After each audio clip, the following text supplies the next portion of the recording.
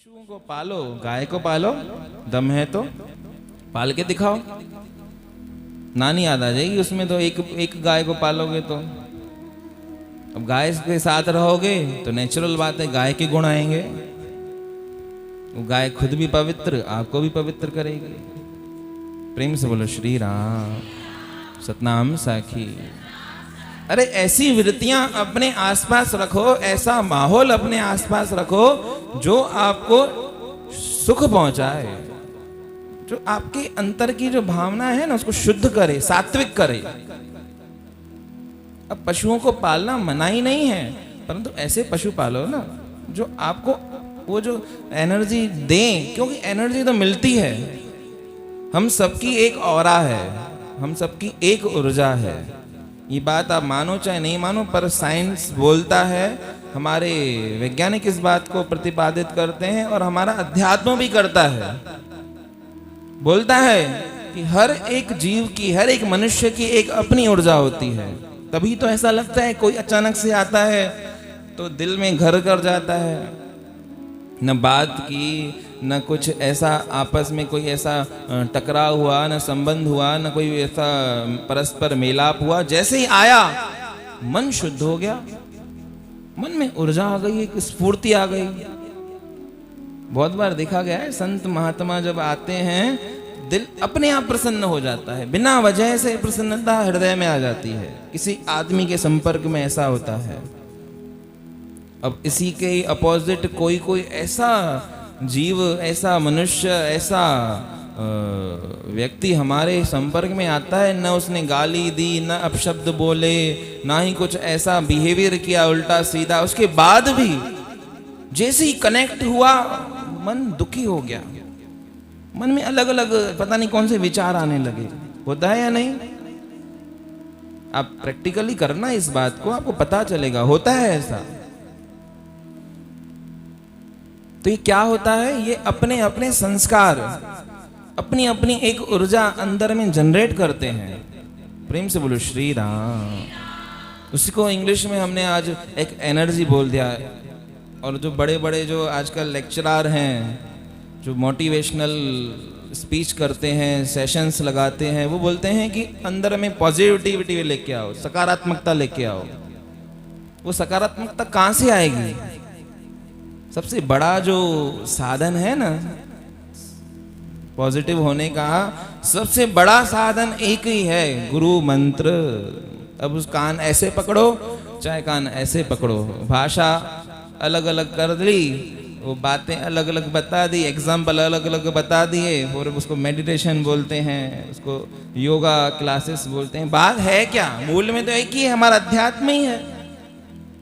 अब वो हमको हमारे हिसाब से चलाते हैं तो हमको अट्रैक्ट करता है ना, यंगस्टर को अट्रैक्ट करता है। आजकल के इतने यंगस्टर हैं जो इन क्लासेस से ज्वाइन कर रहे हैं। क्यों?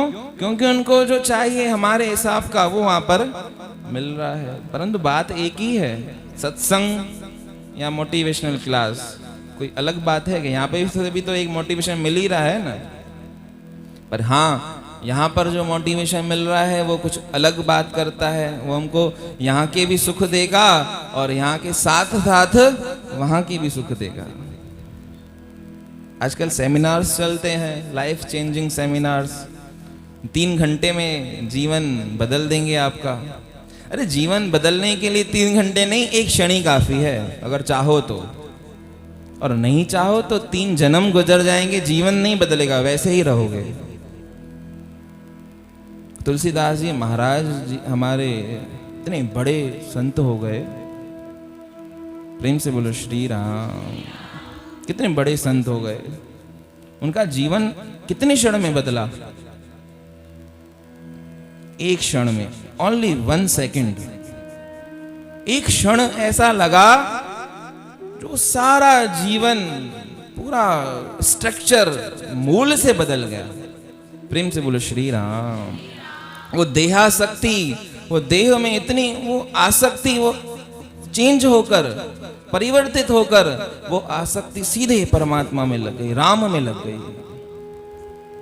प्रेम से बोलो श्री राम सतनाम साखी। सुनी हुई है ना कथा कि दौड़ते दौड़ते गए अपनी पत्नी के पास। प्रेम से बोलो सतनाम साखी। जमुना को पार करके, जमुना में उस समय इतनी बाढ़, और बाढ़ का वो सीन दिखाते हैं तो लगता है यार क्या है आखिर। न भान की सांप है या रस्सी है, भान ही नहीं, इतनी देह आसक्ति। प्रेम से बोलो श्री राम। सतनाम साखी, सतनाम साखी।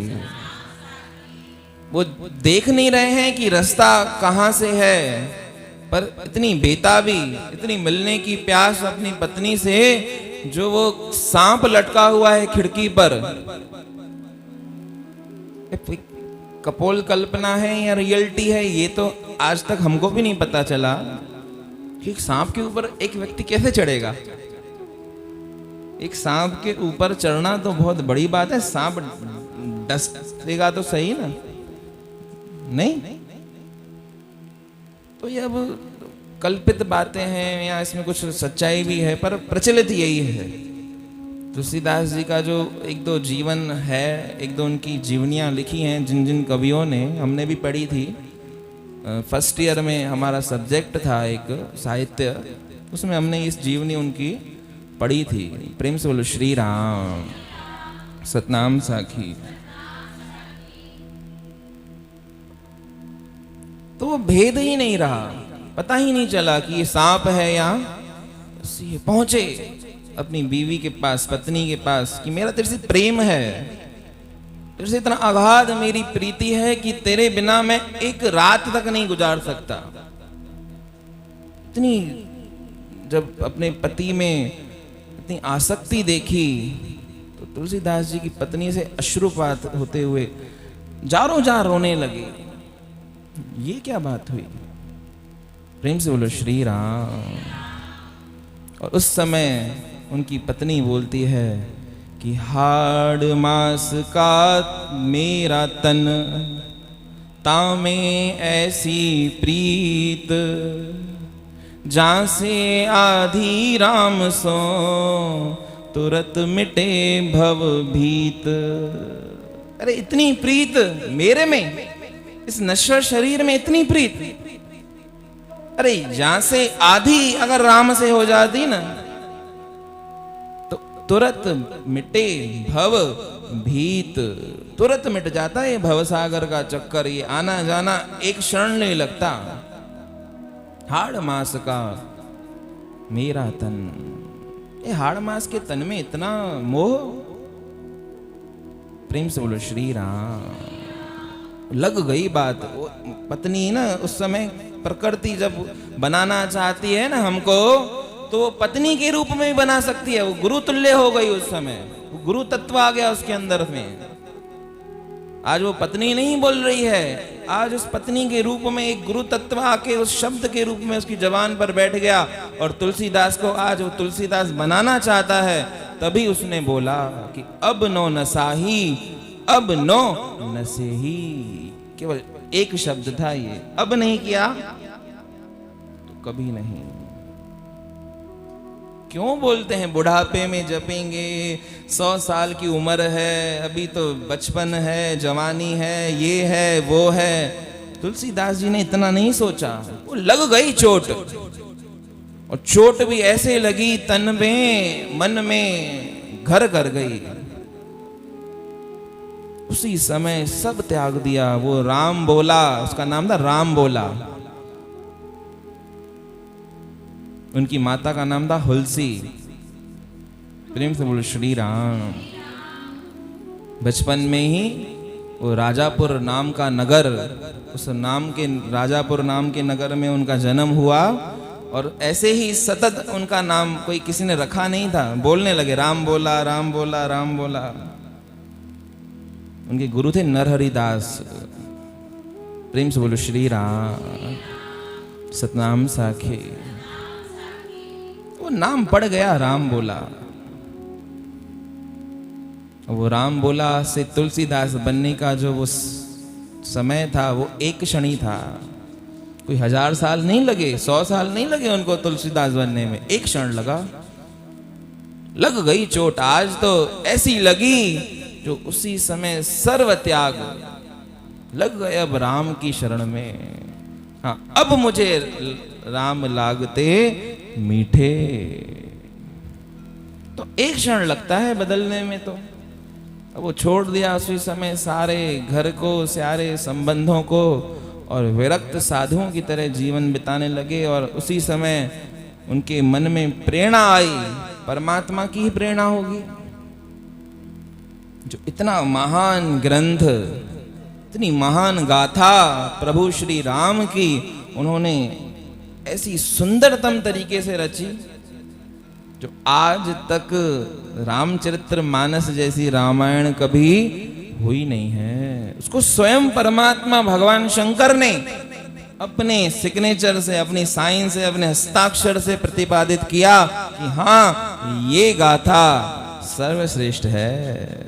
विश्वनाथ जी के मंदिर में काशी में वो रामायण की पोथी रखी गई कि हाँ, अगर सच्ची होगी तो पड़ी रहेगी, झूठी होगी तो लुप्त हो जाएगी। सुबह को पुजारियों ने मंदिर खोला, ताले किवाड़ खोले, तो क्या देखते हैं कि पोथी तो पड़ी है, पर पोथी के ऊपर फूल पड़े हैं, पोथी के ऊपर पूजा की सामग्री पड़ी है। और खोल के देखते हैं तो हस्ताक्षर से लिखा है सत्यम शिवम सुंदरम।